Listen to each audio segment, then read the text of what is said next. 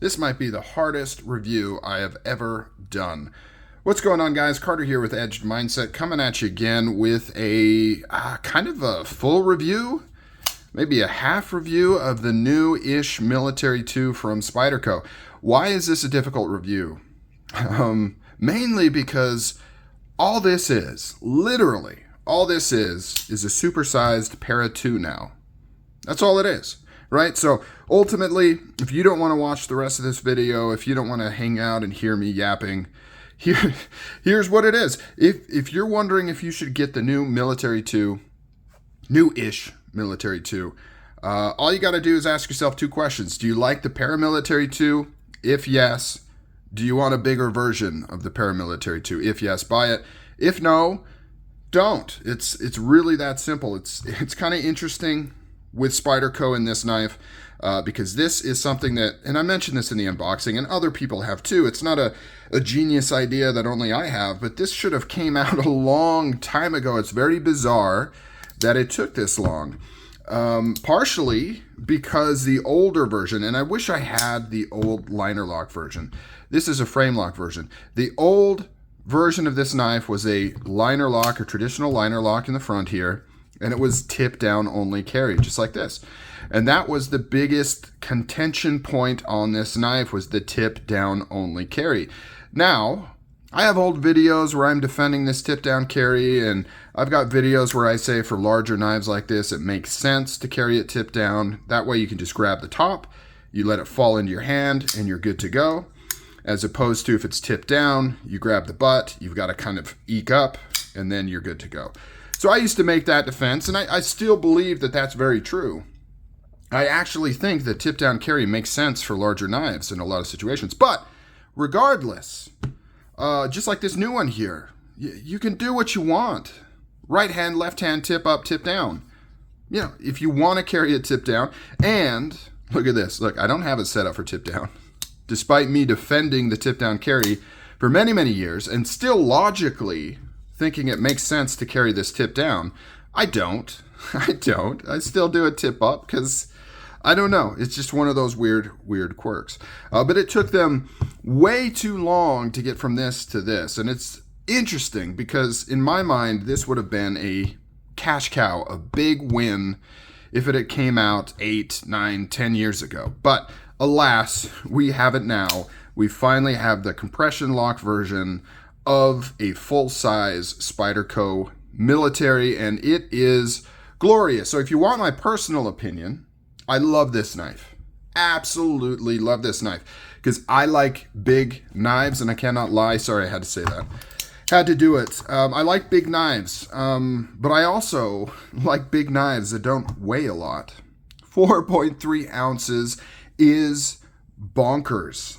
That is crazy. Now, of course, that only applies to this version because it's got the canvas micarta. This is what they call the CruCarta. If you've ever heard Spyderco CruCarta, what that means is it's kind of a slang term for their knives that feature CRU-WEAR steel and micarta scales, brown micarta scales. People call it CruCarta, you know, just like Ben Affleck and whatever that was called. I forget, like where you mash two names together to make a cutesy single name. We're doing that with knives now, baby. Yeah, that's where we've gotten to. Yeah, so really low weight. I can put the specs for the regular G10 version. It's going to be a little bit heavier, but even at 5 ounces for a knife this big is very, very impressive. Like, we're talking 4-inch blade, I believe, right? Isn't it something like a 4-inch blade? Let's find out right now. Let's do overall specs here. Yeah, 4-inch blade, almost on the nose, 9.5 inches overall. This thing is massive. The action, the fit and finish is all similar to Spyderco. It's not bad. It's not anything worth writing home about. It's very basic. The only thing that kind of does bug me on this knife that they didn't do with carrying over the design from the Paramilitary 2 is the liners aren't nested. One of the coolest things, in my opinion, at least visually, for the Paramilitary 2, is the fact that the liners are nested. You don't see them anywhere over here. You only see them on the compression part, right? It doesn't look like a standard sandwich construction. You don't get that on this. They cheaped out a little bit on this, and you can see these liners here. Now, functionally, makes no difference, does not matter, but visually, it's kind of a visual cue of a less expensive knife. When you can see these liners poking out here, it just directly or indirectly in your mind makes you think, that's an inexpensive knife, because that's a feature of inexpensive knives. It's much cheaper to do it this way. Milling out a pocket on both scales to nest these liners in is expensive, and this is a trend I'm seeing across US manufacturers. Prices are going up. Quality sometimes is going down. I wouldn't say quality is going down here, but intricacies of manufacturing is going down. They're doing cheaper manufacturing. You're getting less features. You're getting less details than you ever have before for the same money or more money, which is a shame and a sign of the times, but we could dive into that a lot more. Still has your classic Spyderco centering issues. It took me so long to get this centered after I took it apart and changed the detent ball to a ceramic detent ball. If you want to know more about that, I've got videos on how to switch that out. I do that on every single Spyderco I have. I put in a 2mm ceramic ball instead of the stainless steel ball, especially on these compression locks, because the compression locks tend to run a little stronger than a normal liner lock would, meaning the pressure or the force on the lock bar is greater. And because of that, that means that detent ball is pushing on this blade a little bit harder. And it just means a stainless steel detent ball rubbing up against high quality hardened steel, it's going to flatten out, and then eventually it's going to stop working. So I just preemptively swap it out for a ceramic detent ball, which is actually harder than the blade steel. And so it would never wear out in theory. They can crack on occasion, but I've never seen that happen. So I always do that. But yeah, I would say overall, I really like this knife. Something about its size, its weight, very fantastic, feels great in the hand, super lightweight. Another complaint people have is these tend to have a little bit of lock stick. Mine is no different. You can hear it here. Does have some lock stick. I could have, when I had this apart, I could have reduced some of this lock bar tension to see if I could remove some of that lock stick. Once again, that's kind of indicative of this lock bar just really slamming into that tang, mating up really hard. And the difference between this softer steel and this harder heat-treated steel, actually, I mean, I'm sure this is heat-treated, but this is probably like 410 stainless or something, higher chromium content. It's going to be softer than CRU-WEAR is. So because of that difference, just like titanium is just more extreme.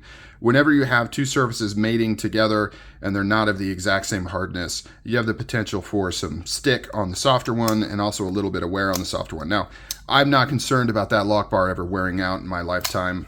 I'm never going to open this thing up enough, and nobody really should open a knife like this up enough to wear it out. But yeah, you can get some stick. So one way to fix that is just reduce some of that pressure. Now that will also affect the detent, which you may or may not like. So keep in mind, if you mess with that, you know, it will lighten up that detent, because that same pressure is what's putting that ball in that hole that's in the tang there and giving you that snappy action. Pocket clip, it's tough. It's hard because this is the most generic knife, and yet I absolutely love it, but it's the most generic release ever. It's a knife that should have came out a long time ago. It's a bigger version of the Paramilitary 2 with less manufacturing details. Pocket clip is your standard Spyderco pocket clip. If you don't like them, a lot of people don't like them. Guess what? You're not gonna like this one either. Swap it out for a deep carry. I'm fine with them. I'm not a big deep carry fan. I don't really care. These are great. I like to have a little bit of butt hanging out, you know what I'm saying? Something to grab. I'm talking about knives here. Something to grab, something sticking out. I don't mind it at all. I don't care if people see it. In fact, sometimes I like people to see it because maybe they'll ask me about it and we can have a nice knife conversation. I've had people, like I was in Home Depot and somebody noticed my Strider hanging out of my pocket and he was carrying a Micarta. We had a cool little conversation. I had a chance to meet somebody. But I know some people don't like that. They don't like people knowing they got a knife in their pocket for various reasons. One is they just don't want people knowing they potentially have something expensive in their pocket. For theft and things like that. Other times they're worried it'll make people uncomfortable, things like that. So totally get it. For me, I don't care. So I'm fine with this pocket clip. You can swap that out if you want. Other than that, it's a great entry. It's a great entry. I hate to say overpriced. I hate that word. I hate using overly simplified words to explain a very complicated thing. But if I had to, yes, it is overpriced. But not, I mean, I don't think Spyderco is ripping people off. When I say overpriced, I just mean compared to other knives in its category. You know, USA made has always been more expensive, but man, we're just really pushing that concept hard lately. Really pushing that hard, and it's getting more and more difficult to try to support US manufacturers because of it. You know, I'm one of those. As much as I love USA made knives and the classic knives, it's hard to fork out the money. It's hard to fork out the money in this economy, and then to see them cutting corners and charging more, man, it just makes it that much more difficult. So, but anyways, that's a different topic. So yes, paramilitary 2, no, military 2. Military 2, it's a win in my book. It probably costs more than you would like to pay, but I would recommend picking one up. Maybe on the secondary market, you can save a few bucks. Very, very cool. All right, comment down below. What do you think of the military 2? Is it too little, too late? I mean, I think that's the big thing, right? Too little, too late. Let me know. Vote down below. Appreciate you all. Thanks for watching. Thanks for tuning in. Couldn't do it without you. Wouldn't want to anyways. See you later.